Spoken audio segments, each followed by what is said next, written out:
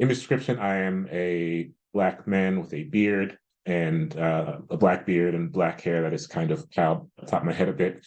I'm wearing a black t-shirt and a black jean jacket with kind of pink flowers on it. Behind me is a brown wall with some records. One is a blue record.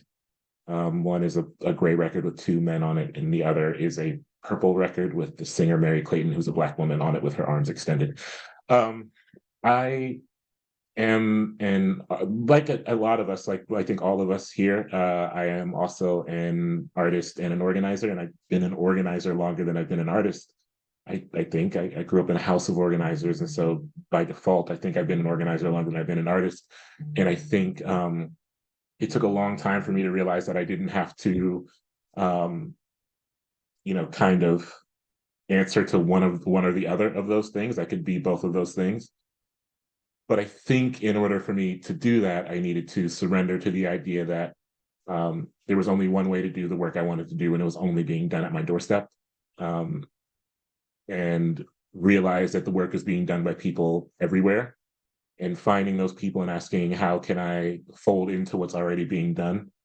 Not to extend the sports metaphor, but I grew up playing sports like from as early as I could run till college. And I had a club soccer coach all through my like teens who said this thing all the time that was about standard setting. And he said, one individual doesn't set a standard. We set a standard collectively. Standard setting and holding a standard is collective work, and we do it collectively, both out of care for each other and out of an understanding for what we're up against.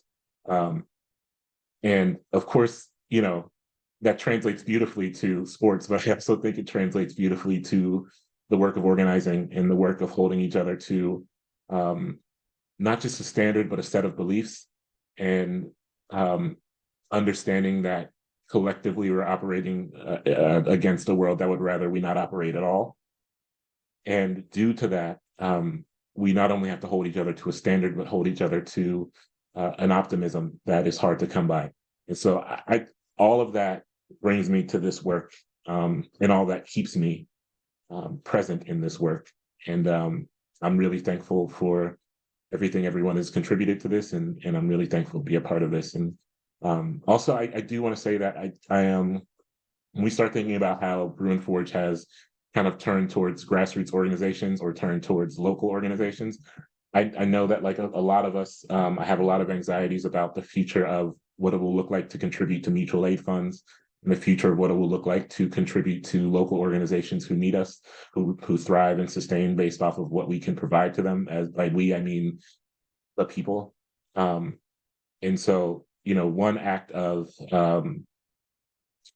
resistance, for lack of a better word, I think, is to turn our attention and resources to these places in full force, so that they are undeniable in their ability to sustain themselves. And I am so glad to be here, and thank you all for listening to me for a little bit.